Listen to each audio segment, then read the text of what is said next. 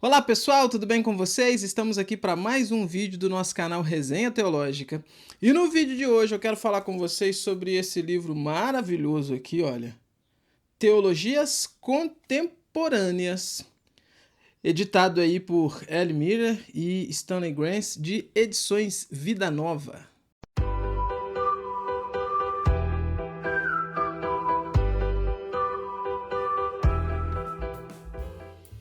O estudo da história da teologia, ele é feito por épocas, né? Vamos dizer assim, por períodos, né?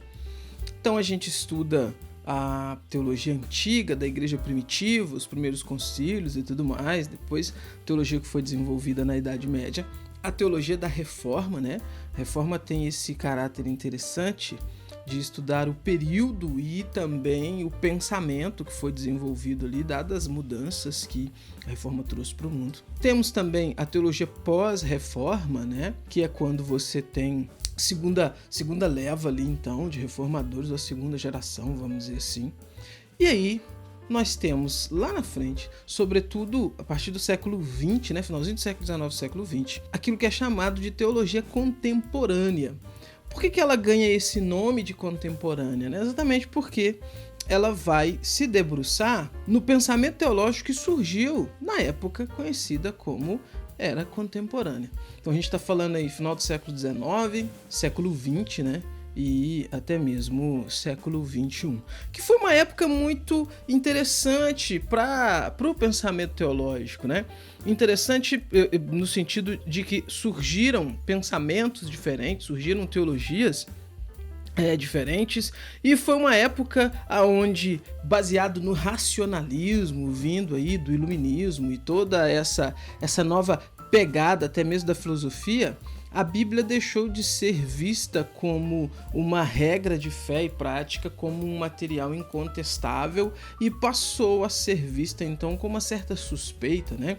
Passou-se a olhar para a Escritura Sagrada não com aquele grau de inspiração, inerrância, infalibilidade, né? E tudo mais, para olhá-la como um livro qualquer, um mito aí de uma religião específica, assim como as outras religiões todas, elas possuem aí os seus livros e as suas mitologias. Com isso, a palavra de Deus foi descredibilizada, obviamente, né? E assim, isso trouxe muito prejuízo para a igreja, tá? Isso trouxe muito prejuízo para a igreja, e a igreja, infelizmente, amarga os prejuízos disso até hoje. Esse livro aqui, de Edições da Nova, ele é um livro interessante, gente, é um livro pequeno, tá? Ó, 270 páginas, mas é um livro interessantíssimo para você que quer compreender todos esses pensamentos novos, todas essas questões novas que surgiram desse período, então, chamado de teologia contemporânea. O que nós temos aqui? São, ao todo, 13 capítulos que vão se debruçar sobre a mente e a produção, né? Tem uma breve biografia, né? Mas o foco é se debruçar sobre a mente e a produção teológica de alguns dos principais nomes aí das teologias modernas, né? Então, o primeiro capítulo vai falar de Calbart, vai focar na vida e no pensamento de Calbart, né? Como eu falei, uma breve biografia aqui de Calbart, vai apresentar, por exemplo, o contexto que Calbart estava inserido e os desafios que ele enfrentou. Porque se você for pegar o pensamento liberal mesmo, né? O ponto aqui é falar do liberalismo, mas se você for pegar o pensamento liberal mesmo, nós vamos ter esse livro aqui, que eu vou falar dele depois, inclusive a capa é até da mesma cor, né? Mas o pensamento liberal, ele é algo que surge bem antes de Calbart e bem antes disso que a gente chama de teologia contemporânea, né? Então ele surge, ele varre, ele vai influenciar esse período da teologia contemporânea, mas ele surge antes. O Barth, então, quando ele aparece no cenário da teologia, ele aparece em meio a esse cenário que está dominado pelo liberalismo. E aí ele vai, então, com a sua produção, apresentar aí uns contrapontos. Ele vai, inclusive, ir contra o liberalismo liberalismo teológico nas questões principais, nas questões fundamentais, por exemplo, o que vai fazer de Barth, então, talvez aí o nome principal dessa tentativa de desbancar o liberalismo teológico, né? Com a sua dogmática reformada, seu comentário à Carta de Romanos, seus posicionamentos a respeito da palavra de Deus, o fato dele ter ido, por exemplo, contra a igreja da Alemanha, que havia se aliado ao nazismo, né? Tudo isso traz para Barth, então, essa áurea especial, né? Mitológica, e aqui mitológica não no sentido mentiroso, mas no sentido tolkieniano do termo, né?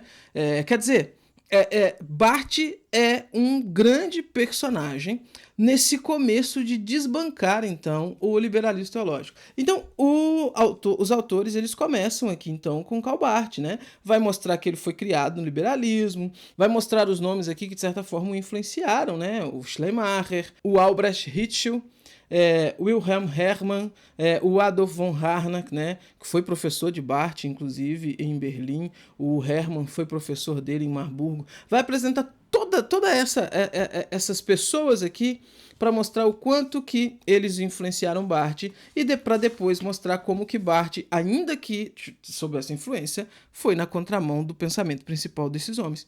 E, sobretudo, a influência de Kierkegaard na mente, na teologia de Barth, né? Gente, muito interessante esse começo aqui com Barth. Tem umas coisas legais aqui que Barth vai tratar, né? Ele vai apresentar aqui o contexto, né, da disputa ali, pode-se dizer assim, do Brunner com Barth. É bem interessante, gente, bem interessante esse começo. No capítulo 2, ele vai falar sobre o Reinhold e Richard Niebuhr. E vai pensando aqui no ponto da neo-ortodoxia americana, né? Pensando em conceitos como pecado, amor, justiça, telos, finis, né? E tudo mais. Depois, capítulo 3, vai falar sobre Rudolf Bultmann, que é também um personagem controverso nesse contexto de teologia contemporânea, né? A influência que Heidegger teve sobre Bultmann, a cristologia existencialista do Bultmann e tudo mais. O grande papel do Oscar Cullmann como sendo aquele, então, que desbanca, de certa forma, o Bultmann, né?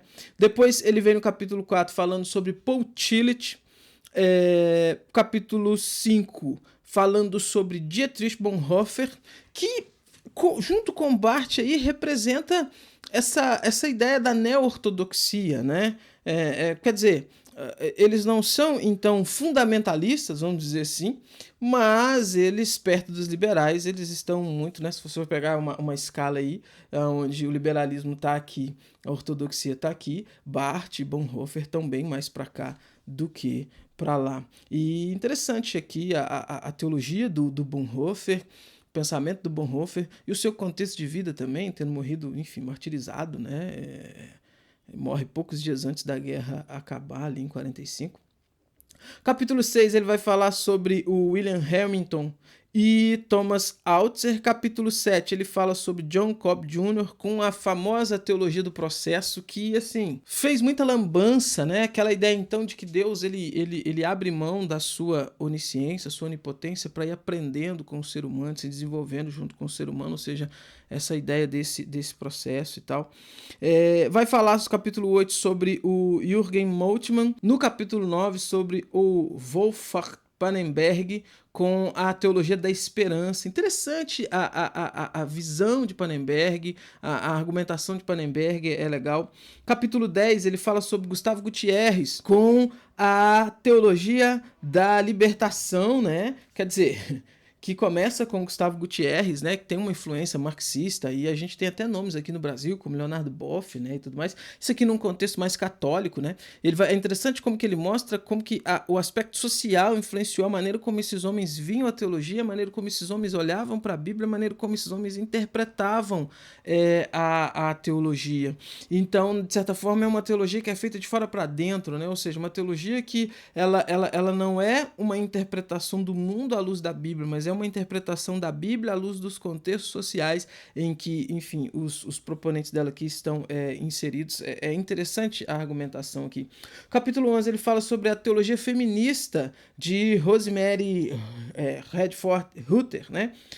interessante esse aspecto também, aqui no contexto católico também, de como que essa ideia do feminismo, essa ideia então de que as mulheres não tinham influência, as mulheres não tinham vez, então que essas proponentes aqui estão trazendo de novo, ressuscitando essa influência das mulheres, essa ideia do passado patriarcal e tudo mais, é interessante. A teologia global no capítulo 12 de John Hick, né, que de certa forma é meio que um ecumenismo levado aí às suas consequências últimas, né? A ideia então dos cristãos anônimos, né? Ou seja, a ideia dele era que se você tem verdades em qualquer religião e quando as pessoas seguem essas verdades, na verdade o que você tem ali é um cristão anônimo, ainda que ele se diga budista, islâmico e tudo mais, né? Depois ele fala sobre uma teologia na era pós-liberal com George Lindbeck e tem um apêndice fantástico aqui sobre a teologia de Carl Henry, escrito pelo Jonas Madureira. Em cada um desses capítulos é apresentado um resumo de vida, onde estudou, como cresceu, como chegou a esses pensamentos e, obviamente, uma ideia do pensamento, uma apresentação do pensamento desses homens. Gente, recomendo demais. Se você quer entender, se você quer aprender sobre isso, é um livro que vai te introduzir nesse meio e que você vai ter também orientações aqui de outros livros para se aprofundar, de outras obras, né? Mas para esse começo é fantástico, te dá uma visão panorâmica muito, muito boa dessas teologias mais recentes que a gente tem aí. Como sempre, eu vou deixar o link na descrição desse vídeo. Você quer comprar o livro? Compre pelo link. Você comprando pelo link, você contribui aqui com o meu trabalho para a gente continuar trazendo essas dicas maravilhosas aqui para vocês, tá bom? Vou ficando por aqui. Tchau. Até os próximos vídeos deste canal.